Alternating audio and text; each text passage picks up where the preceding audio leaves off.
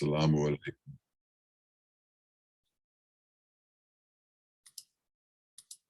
Assalamu alaikum wa rahmatullahi wa barakatuh.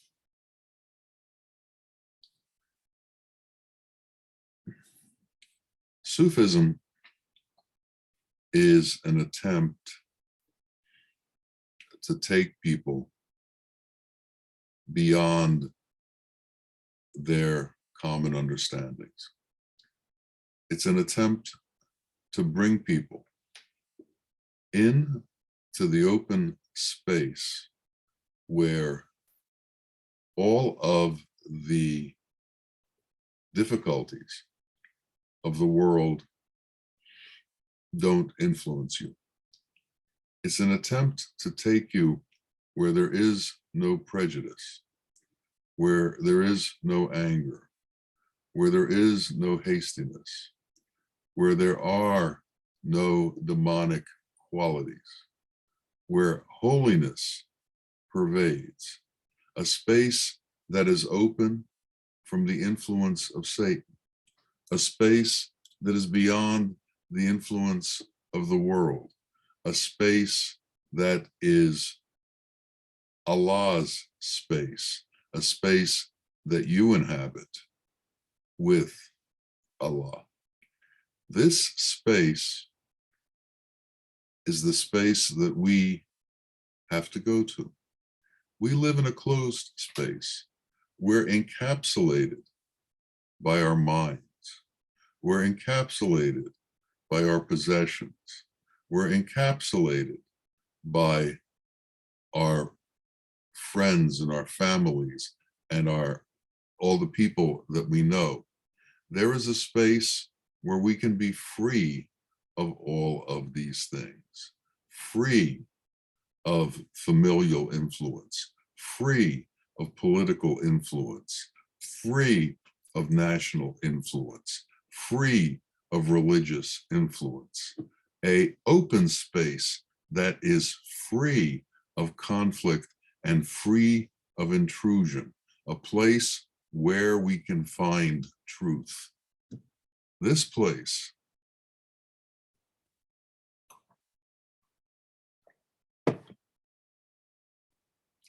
is very important for us to find, because if we can't find that open space where we are free of the influence of the world, how are we ever going to release ourselves from the attachments of the world? How are we ever going to release ourselves from the influence of the world? How are we ever going to release ourselves from all of the magnetic pulls and all of the glitters of the world? So each of us has to find that space for ourselves. And that space exists everywhere, and it exists all the time. But we have to make the effort to get into that space, which means we have to leave the space we're in, the befuddlement of the world, and go into that open space where there is no befuddlement.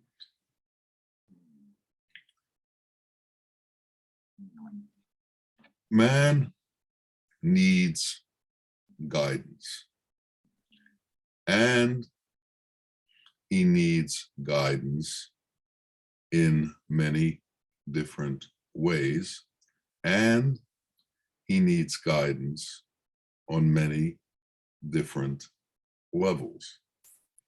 Now, there is the level of right and wrong. There is the level that exists within religion. There is the level that transcends religion.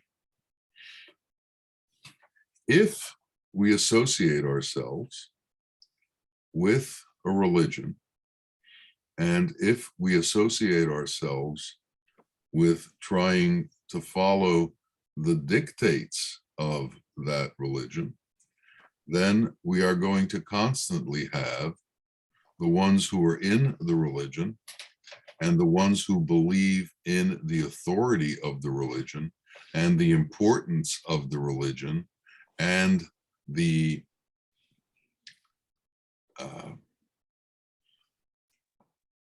uniqueness of the religion to tell us how to live within the religion. Religions have some qualities in common.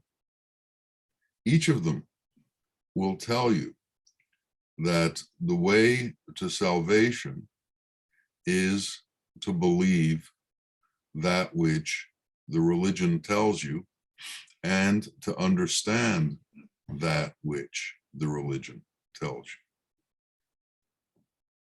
Christians can often be heard saying, the way to salvation is through Jesus.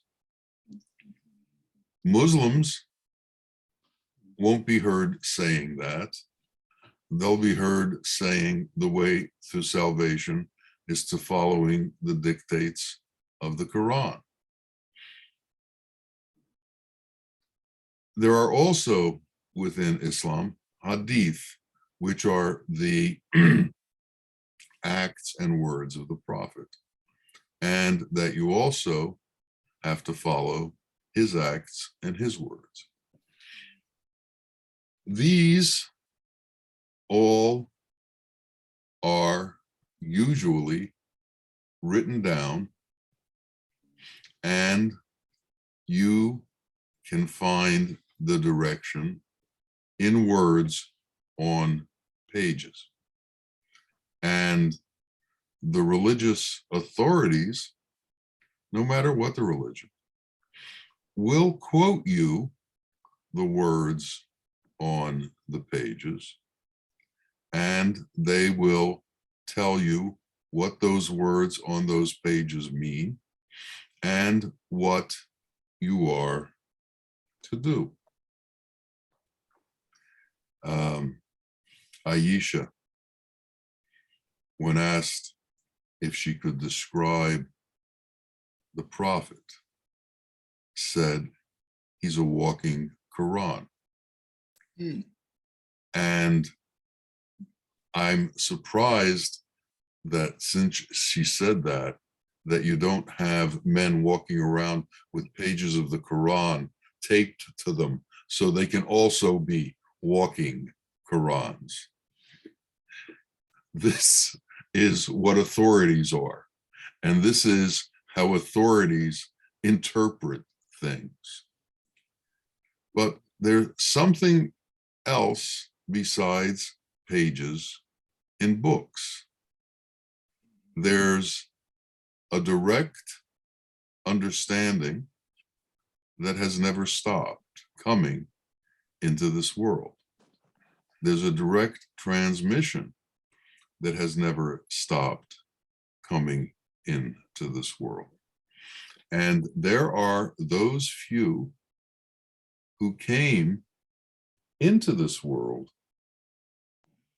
continually after the prophets to bring that direct transmission into the world. And that direct transmission was how to live and what to do and what reality is. When I first met Bawa Muhaiyaddeen, he said to me, "Stop reading books." Now that's quite a statement, because he didn't say, stop reading books except this one or that one or this other one. He said, stop reading books. You have me now. And what he meant was just what he said. I had access to the transmission. All of us who were with him had access to the transmission. He also said that books cannot give you the kind of understanding that a direct transmission can give you.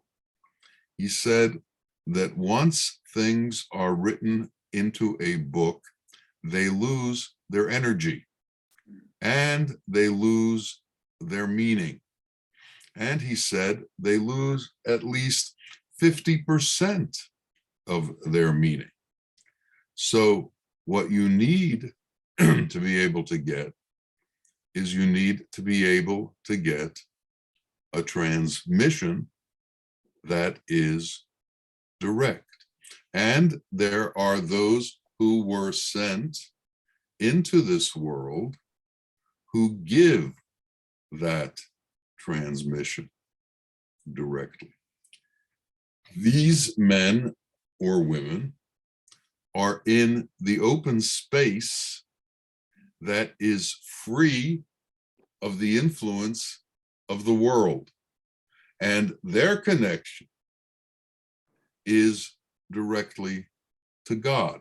They are like a pond that never empties because it has an underground stream that feeds it. The ones who give the truth are connected to an ever-flowing stream of truth that comes through them, and there is no end to it. And they take you beyond religion. They take you into a space that is beyond what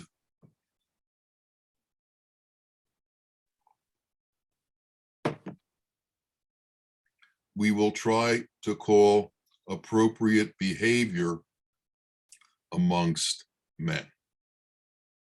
The religions tell you about right and wrong, tell you about how to act, tell you about how to pray.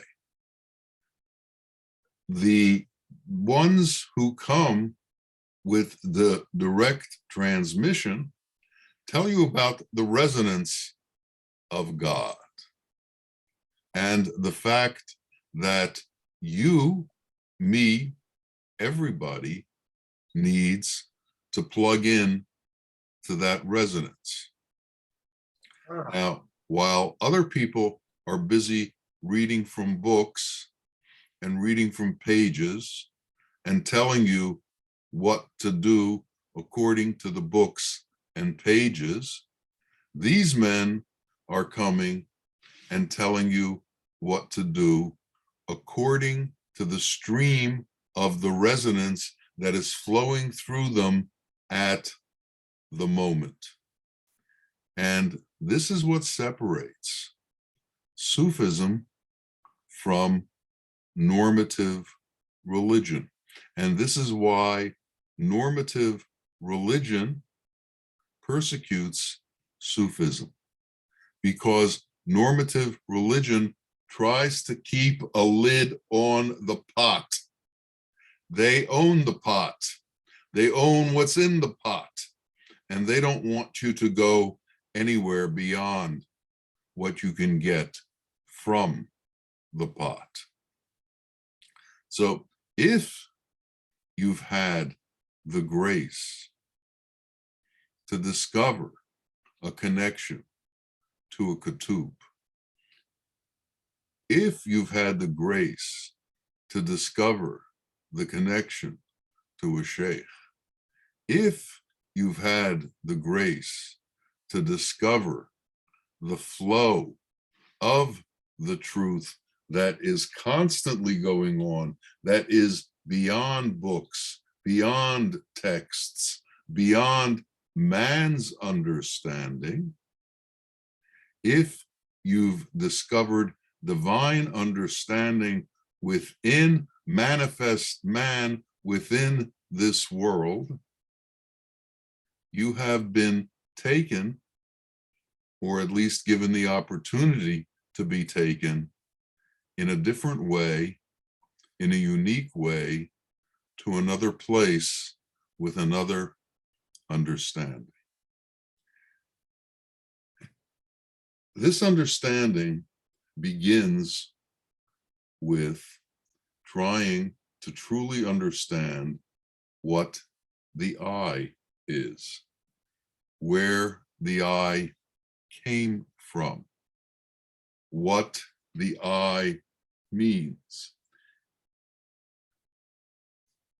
To be able to go on the path of finding that true I takes tremendous courage, because it means that you have to leave behind the ones who are book readers.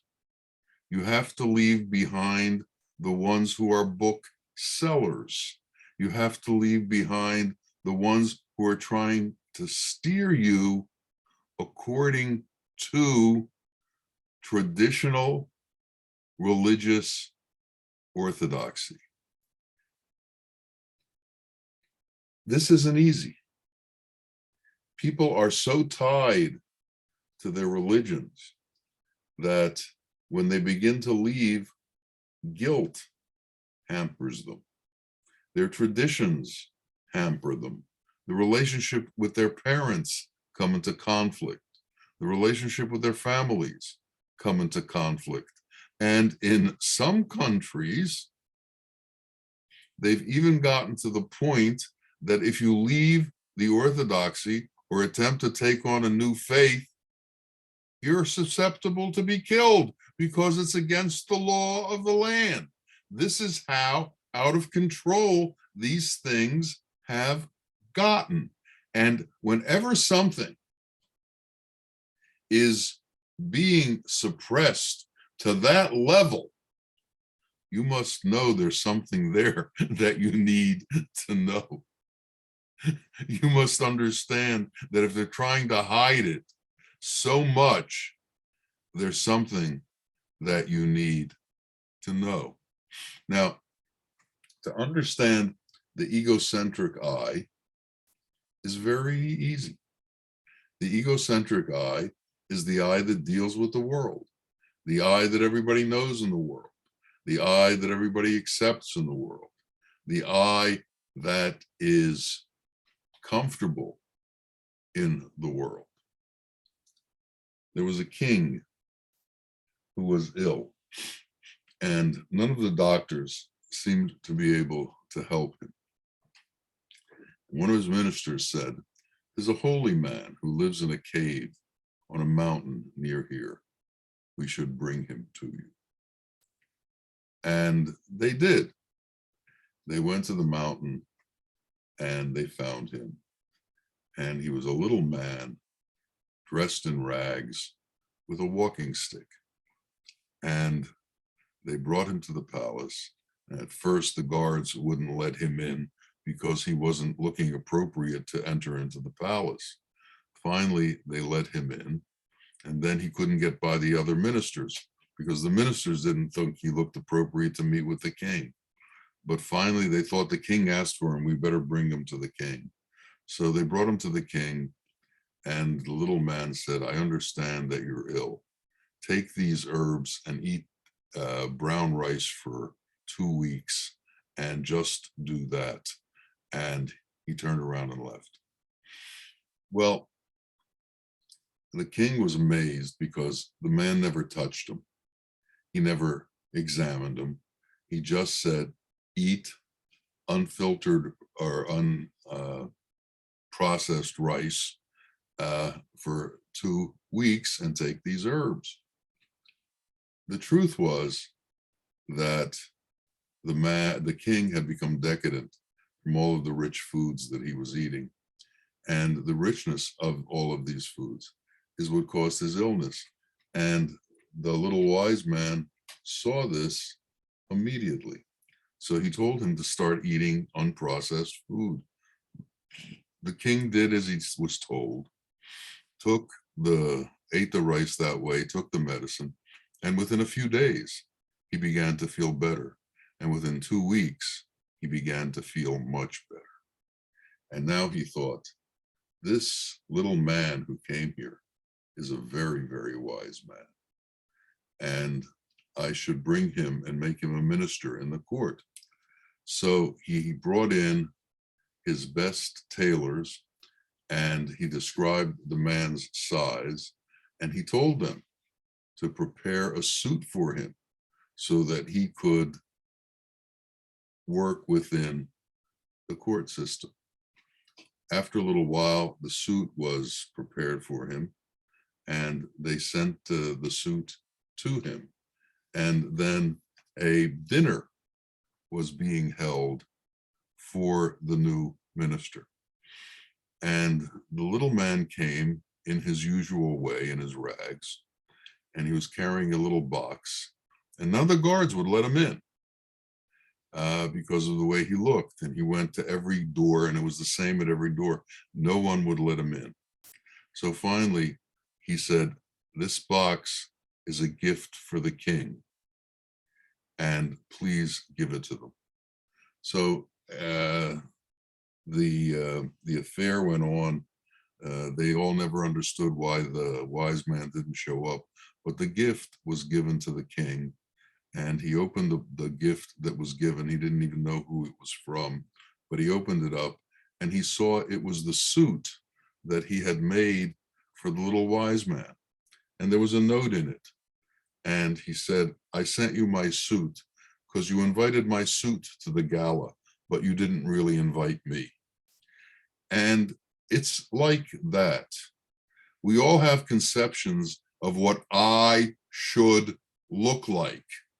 And an I who walks around in the palace should wear finery. He shouldn't look like a hermit. He shouldn't look like one who's outside of things. We have also all conceived of how we should look like, what we are as an I. But then if we look at ourselves, we see that we make differentiations between I's. For instance, people have different color hair. People have different shape hair. But if you burn any of the hair, it all smells the same. And surprisingly, everybody's hair turns white over time. Now, does that mean that their eye has changed from the color of their hair when it turns white? Does that mean when their skin changes, their eye has changed? What has changed? What has gone on here? How has there become a difference? We need, each of us, to let go of those things that create our idea of our own I. Because our I is usually defined by us, and it's defined by race, it's defined by gender, it's defined by nationality, it's defined by religion, it's defined by all of these external things that make up who the I is. And this I is constantly interacting with the world and feeling the pain of the world. And it's howling, it's screaming, I can't take this, I can't take that, I don't want this, I don't want that. It's like a dog that gets kicked. And this is the situation that so many of us are in. We're constantly complaining about our situation. We're complaining about our I, but we don't even know what that I is. We confuse that I with our mind. We confuse that I with all of the external, visible signs of who we are. Well, we have a mind, and the mind is a magnet, and this magnet is attached to the earth. Wisdom is a ray of light, and for us to understand the truth of things, this ray of light has to get in between our mind and our attachment to this earth, our attachment to the illusion. And if we can make that break, if we can find that open space between the mind and illusion through light, we can make the connection with our Creator, because that's where He exists. He doesn't exist within illusion. He's outside of illusion. He is this immense power that contains everything, including the 18,000 universes. There's nothing that He doesn't contain. So these books that we call holy, these books that people of various religions all read, what is the point of these books? It's to take you from being an animal to being human. But there are more steps than that. And this is the purpose of the ones who are the Ketubs.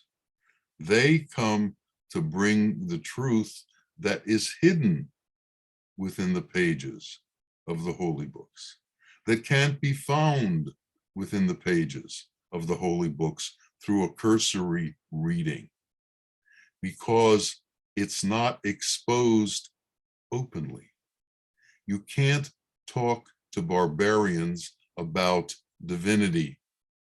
You can't talk to men who don't know the difference between right and wrong yet about divinity.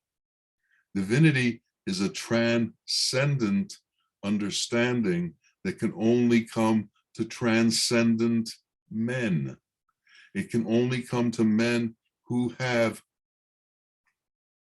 bypassed their attachments to the world, who have bypassed their attachments to satanic qualities, who have bypassed their attachments to evil, who have bypassed their attachments to greed and need, who have bypassed their attachments to being, who have bypassed their attachments to existing, who have bypassed their attachments to hold on to this world with a grasp that makes them believe that that's all there is. Only men who begin to understand that they do not exist and only God exists are open to transcendence. Only men who enter into the open space where they are not understand the transcendence that comes to existence if you can give up all of the things that you hold on to so tightly. And when this letting go begins, what needs to be let go? Does Allah have different standards for different people as to what they need to let go of? Is the standard for the beggar different than the standard for the king? Is the standard for the poor man different than the standard for the rich man? Allah expects the same thing from everybody.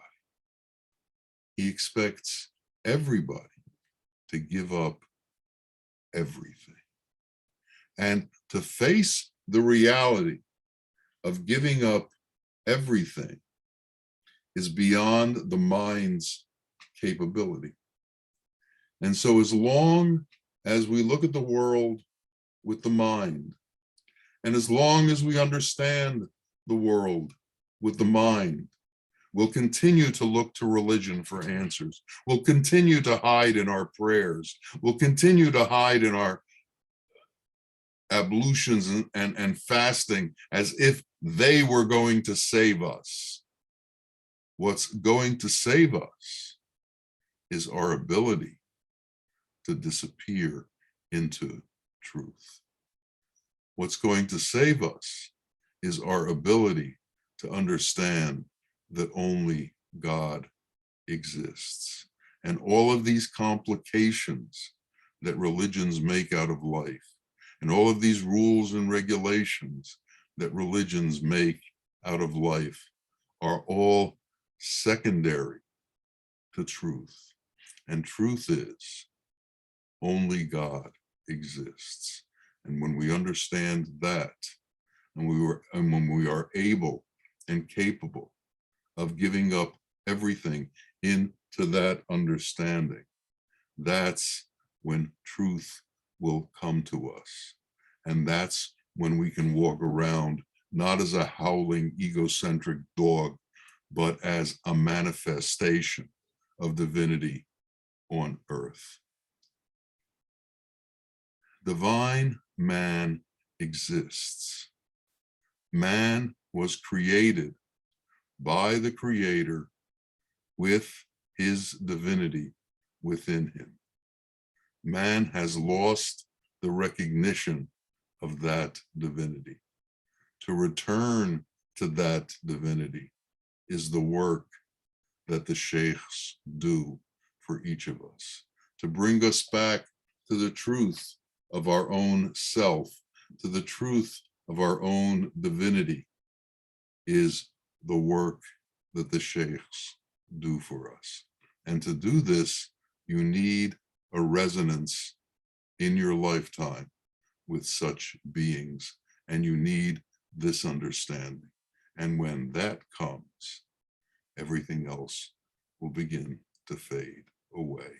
When you're with the truth, you don't need to be anywhere else. When you're with the truth, all of the petty things that you give time to and give thought to disappear and fade away, because you understand their impermanence and you understand how unimportant they are. So each of us has to begin to understand that we're not here to memorize holy books. We're not here to recite scripture.